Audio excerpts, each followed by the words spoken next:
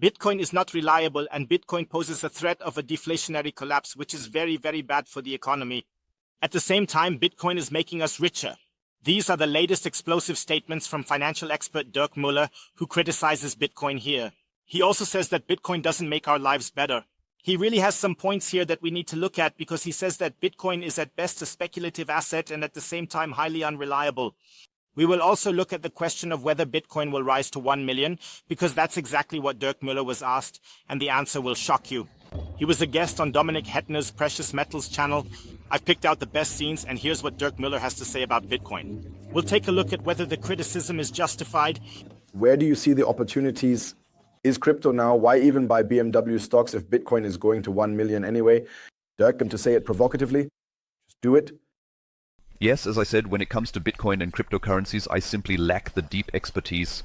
I can't program cryptos, I don't understand how it works, but I know how our classic currencies work. I know the connections, I know the details about Bitcoin, I understand it, but I couldn't program it, and a lot of it is just too much for me. What I understand from it is that I still don't see the substance in it. I see that it's an asset, it's a self-serving purpose, it's something that functions on its own for itself, but beyond that, it hasn't shown any deeper usefulness so far. What I understand from it is that I still don't see the substance in it. I see it as an asset. It's a self-serving purpose, something that functions on its own for itself. But beyond that, it hasn't shown any deeper usefulness so far. It's not used for payments anywhere. Someone once bought a pizza with it, and that's basically it. I'm exaggerating, but it's also used for extortion issues. Other than that, I don't see how I can pay with Bitcoin at Rue or anywhere else, or how I can pay my tax bill with Bitcoin in America. That might change under Trump. It could lead to a different story. So, we have the utility argument here again, and yes, it could very well be that Dirk Müller doesn't see any utility in it, and I understand that you still can't pay with Bitcoin everywhere, and I absolutely agree with that. But the question of utility, and I've mentioned this so many times in videos, is always subjective. That means, for example, many people see it as an absolutely massive benefit that you have a limited currency here that can't be expanded by the central bank, which is capped at 21 million. I mean, we are seeing massive money inflation, and Dirk Müller should know very well that the euro is inflating significantly. And when you have limited values here, like for example, gold, silver, but also Bitcoin, then there's definitely a massive benefit here. The utility could hardly be higher. We have money resistant to censorship. As states overreach and chaos arises, Bitcoin is a crisis asset. In Ukraine, Bitcoin allowed fleeing, unlike real estate, cash or gold, which had limits. Bitcoin enabled quick wealth transport across borders. What happened in the Ukraine war? People with Bitcoin were able to flee, people with real estate couldn't flee, people with cash could only flee to a limited extent, and people with gold could only flee to a limited extent. But Bitcoin was the way to transport wealth across borders from a crisis situation in just a few hours. In the worst case, it could even work naked. And that's the massive benefit that Bitcoin brings. There are so many more benefits, like how Bitcoin can amortize excess energy, how it provides access to the banking system for people who are excluded from it, that Bitcoin is completely inclusive, that Bitcoin operates 24/7 and is completely transparent. We essentially have a transparent monetary policy. We've never had anything like that before. And one form of utility is, of course, that Bitcoin is the best performing asset in the world. So, if you obviously don't want to lose your money, it has made a lot of sense to invest in Bitcoin in the past. Of course, you can say, okay, who guarantees me that it will continue to work like this in the future? But as I said, Bitcoin is a limited asset, which means the likelihood that Bitcoin will continue to rise, especially when we have constantly expanding fiat money, is already very, very high. Adoption is increasing now. More and more people are becoming aware, and you can see, for example, you can also see the utility that Bitcoin is a tool to make you richer. But let's move on. This might lead to a different story. Bitcoin is a deflationary monetary system. In an inflationary world, deflationary money cannot work. That's completely contradictory unless we want a deflationary economic system where we say people should stop consuming, which some people actually want. So, for those who want that, it's clear. If I have money, I have $100, and I know that with a 4% inflation rate, as you said, these $100 will become less valuable over time, then I make sure to spend the money as quickly as possible. This also stimulates the economy by spending my money, buying something new, investing, or doing something else. The money stays in circulation, it creates economy, it creates growth. Spending money is important. With Bitcoin, I can buy a pizza with 1 Bitcoin, and its value rises as it's capped at 21 million. Soon I could buy a car and later a house. Spending it would be unwise. Thus, I reduce spending to essentials to keep my Bitcoin to grow wealthier. I would be crazy to ever spend that Bitcoin So, if I only have Bitcoin, I will massively reduce my consumption to the essentials to give away as little of my Bitcoin as possible, because that way I automatically become richer. And that's why Bitcoin is a deflationary monetary system, which leads people to avoid consumption as much as possible and instead huddle, hold, and hoard. And that is completely contradictory to what we have known and experienced as an economic system so far. But it would absolutely align with the idea of, say, the WEF, which says, no, you all should consume less, we need to conserve resources, spend less, and so on. In that case, Bitcoin would make perfect sense because it really encourages a deflationary monetary system that promotes abstaining from consumption. But as I said, don't want to read too much into it. Simply put, Bitcoin is something that isn't my area of expertise, where I can say I can invest well. And this is really a super interesting point as it addresses the issue of deflation, that Bitcoin is deflationary. So it's not really deflationary yet. At the moment, it's disinflationary, which means the inflation rate is getting smaller. We still have inflation, and by 2140 we will have no inflation at all. And then it could potentially be deflationary because people might lose their keys and so on. And here, in the end, is the big question: what happens if we have, in quotes, deflationary money? Do people then stop consuming? I assume that people definitely won't stop consuming. It's just that all the fun and cheap products will disappear. This means you'll consume much more consciously. That's also the transformation that many Bitcoiners notice. They just don't throw their money around anymore. Instead, they're very conscious about their consumption and approach everything much more mindfully. So, if you're hungry, if you want to eat, or if you want to realize your dream trip, then you spend Bitcoin. I spend Bitcoin too. I also want to say that when I consciously spend Bitcoin, I don't just throw it around for every little thing. It's also a sign of appreciation towards the other person when I say, hey, you're not getting cheap fiat money. Instead, I'm giving you the most valuable thing I own, my Bitcoin, as recognition for example, you did something for me and so on. And with the gold standard, we actually saw that sometimes the economic growth figures and stock returns were better than they are now under a fiat standard. So it's perverse to think that money always has to be flexible to the tune of 2,000 and 1,000, and that we have to live in a throwaway society, that we always have to overconsume and so on. These are things that have been drilled into us so deeply. We can hardly imagine that money can also be hard, that saving can be worthwhile again. At the moment, consumption is worthwhile and so is taking on debt. And that's a perverse system where we're rewarded for going into debt and punished for saving. And of course, the transition is problematic and there will be a lot of disruption because the entire low-cost industry will completely collapse. And it's best not to do this overnight, but over a long period of time, i.e. a soft, long switch. But in the end, you can't know. Hyperinflation could suddenly lead to Bitcoin being adopted as a new form of money. Bitcoin makes you richer. A house once cost 100 Bitcoin, then 50, now 5, eventually 1, and maybe 0.1 Bitcoin. Economic growth and productivity are benefiting people. Houses and cars are easier to build and manufacture, yet prices are rising. And what's so wrong about the fact that economic growth and productivity are being passed on to the people?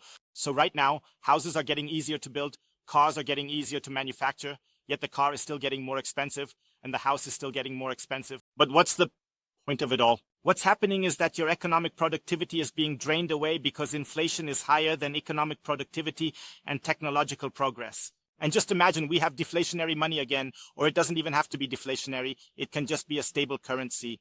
And we have a form of money that means, let's say 2001, that the economic productivity, let's say it's 2% per year, 3% per year, and technological progress 2, 3, or 4% per year is basically returned to you as a dividend in the form of purchasing power gain.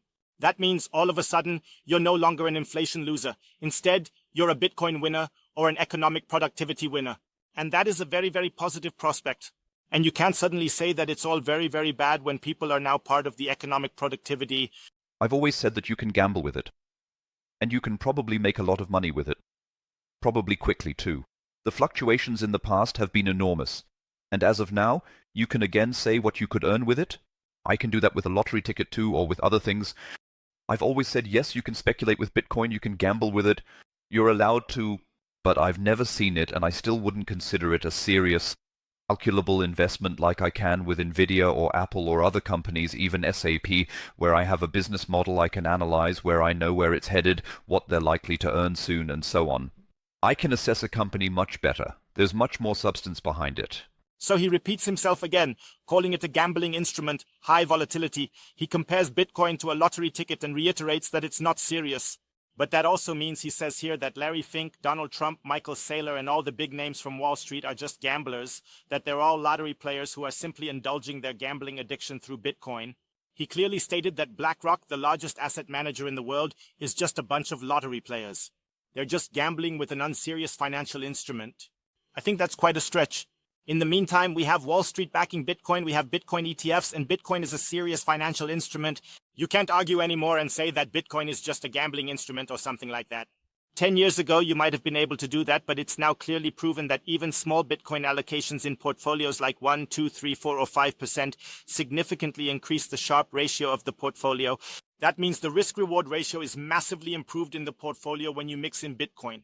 And all the volatility is always equated with risk and such. Volatility simply means that we have liveliness in the asset here. It's going up with volatility. And it's not like the volatility works against you, it actually works for you, because we have an asset that is continuously increasing in purchasing power with volatility, so you can say, okay, now I just don't have any volatility. I mean, that's always a topic with Dirk Müller. He always has these hedges and such to take the volatility out of it.